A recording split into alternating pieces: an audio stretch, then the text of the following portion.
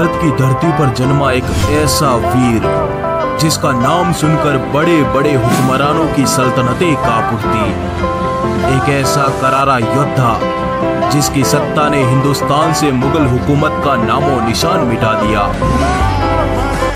शिवछत्रपती ग्राम विकास तरुण मंडळ शिवजन्मोत्सव सोहळा यावर्षी 19 फेब्रुवारी 2024 चा 16-20 फेब्रुवारी 2024 ला अनेक कार्यक्रम घेण्यात आले, पण 19 फेब्रुवारी 2024 ला संध्याकाळी छत्रपती शिवाजी महाराजांची मूर्ती बसवण्यात आली।